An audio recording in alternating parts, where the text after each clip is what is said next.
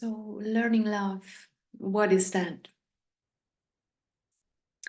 I've came across about 13 years ago, um, across this method, if you want. And it's a method that has been created by Krishnamana Trobe.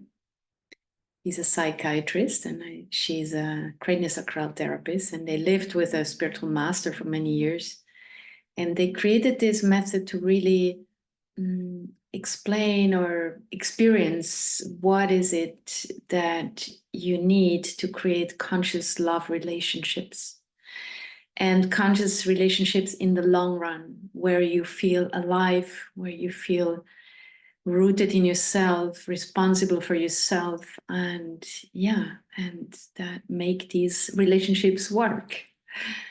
And before that, I was always struggling, because I think somewhere deep inside of me, I was still thinking, well, the right one has to come, out there, the right one has to come. And of course, yeah, the other person has to bring in some things that you like. But with learning love, I really deeply understood that I can do a lot of work internally, and that creates another attraction in the outside. So how I call it, you can start to find good ingredients to cook a nice minestrone soup. In Italy, they cook this minestrone for a long time. And you can just really invest in cooking that soup. Long time, very refined ingredients. And then when the soup is ready, somebody will come to taste it and hopefully like it. Yeah.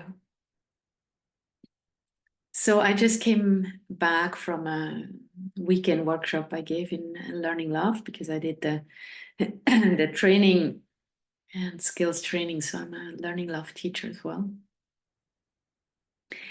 And it's always so beautiful to see what's happening on those workshops, because on one hand, you could say we have to dive deep into the shit, we cannot bypass that phase. Like after the honeymoon, after the first flash of maybe falling in love or just idealizing the other, there comes the next phase, and that is the clashing of the wounds, like the deep wounds we have all from our childhood. Like they call it the wounded child, from everything that we didn't get in childhood.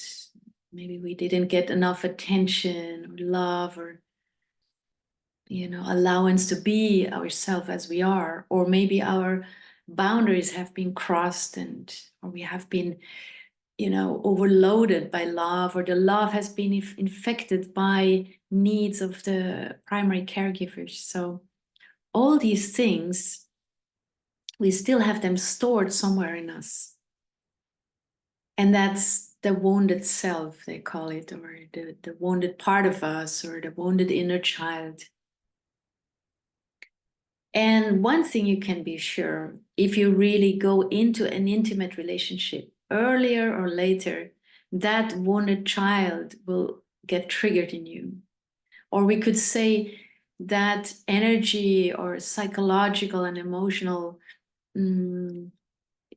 stuff that is still there, that will be triggered by your partner. And that is not only a bad thing. In a way, that can be a good thing, because without those triggers, we're not forced to look at our wounds. But with the trigger, we have to do the work, because if we don't do the work, we will separate. And that's what happened to me before, when it was really like coming down to these critical conflicts.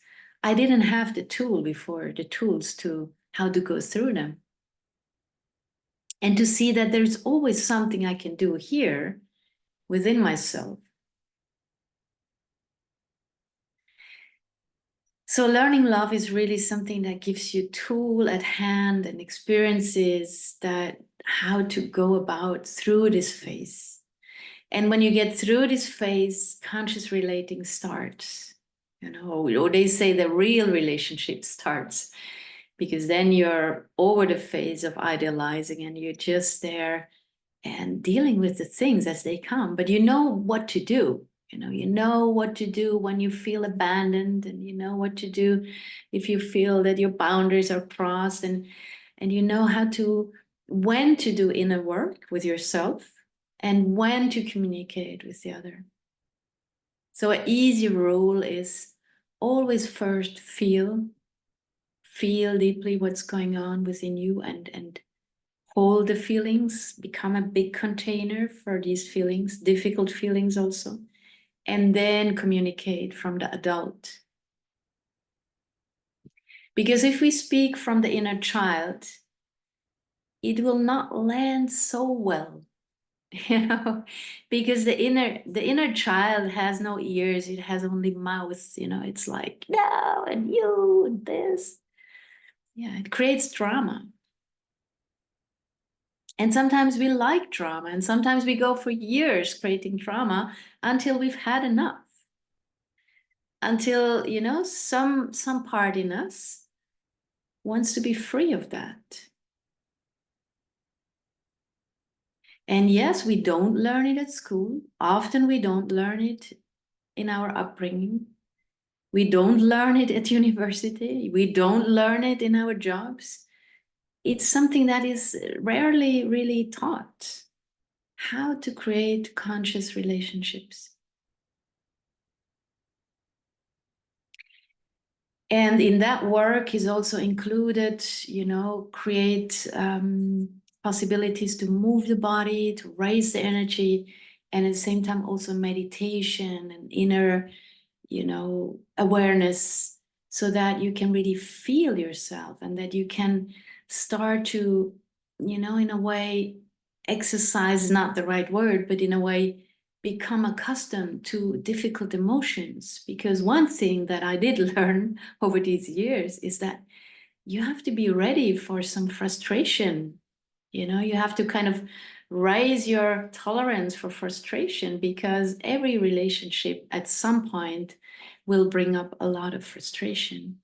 So the bigger our container, the bigger it becomes, and we can hold, or contain difficult emotions and frustrations, and not just snap back because we don't want to feel it.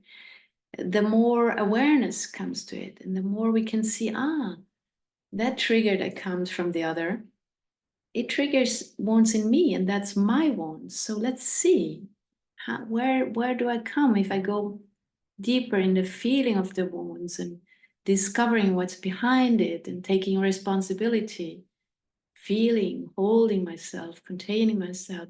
And then when I'm through the garbage, through the stuff, through the shadows, I can come back to the partner and say, hey, I just went through this wash machine and here I am, and maybe just want to say one thing and maybe nothing. Yeah. And I found it's really radical work, in a way radical, to change this world of snapping and reacting and, hatred and continuing and giving the trauma further through generations, and really create peace work. And on the other hand, also for ourselves, how to bring more awareness and how to really take responsibility for our own life and freedom. And what I found, what it also includes, or in my case, what is in there also, is that, and that's also a deeply spiritual approach, that you are aware that you never know. You can never be sure. You kind of dare to go into a space of uncertainty, that you have no guarantee if you're going to be with your partner until the end of your life. In fact, in the USA, 40 to 50% of the marriages are divorced, and I think we have similar amounts here in Europe. And then also a high amount, I think between 20 and 60% of women and men who cheat on their partners, not opening up about them, not talking about that. So yeah, if you want to live that differently, that means you start to open up and be honest and share about where you are. And that is not always what the other wants to hear. And it's also not so nice sometimes what you hear, but it's honest, it's truthful, it's speaking out your truth and your yearnings, and not making wrong compromises. Meaning, yeah, you have to make compromises to be in a relationship, but not wrong compromises. Meaning, not compromises that are touching your innermost wish and calling for yourself. Not compromising your energy, not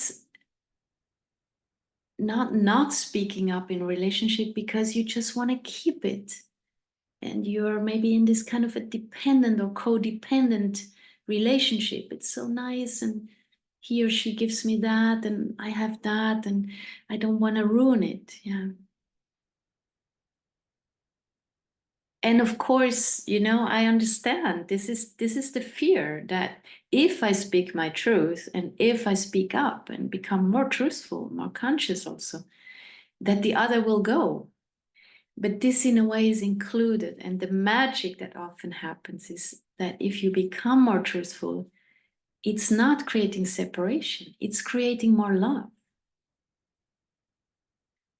And that's in fact what I saw on the weekend, that the couples that came there, they were really willing to go through the shit, through the work, through the ugly sides of it.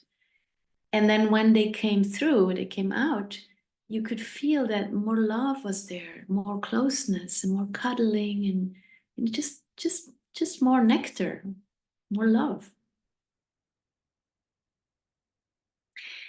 So what I wanted to add is this uncertainty, that it needs a little bit of courage to go there and to live in this uncertainty that, yeah, maybe this relationship will stay and maybe it won't, but I can stay curious to see what can I do on my side to make it grow, to create a good soup, to create the best ingredients so that it will flourish. And yet, by opening up like that and by showing myself vulnerable and by speaking up my truth and not holding back my energy, I also go into a realm of uncertainty. And that's in a way also the spiritual realm, because in spirituality, if you really look deeply into spirituality, you see that there is no certainty.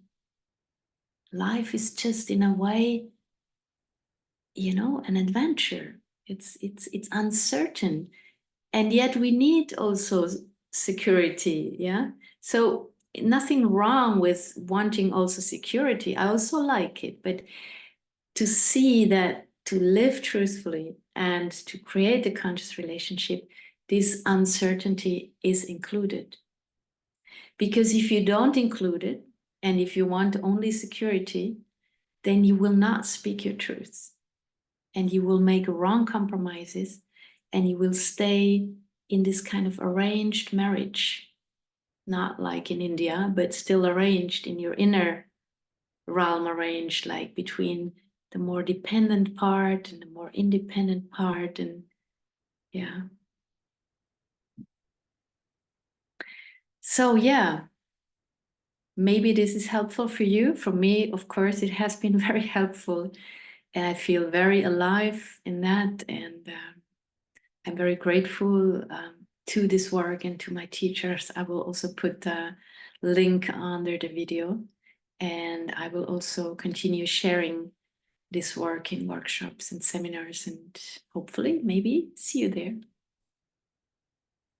Bye-bye. Take care on this learning love or love journey.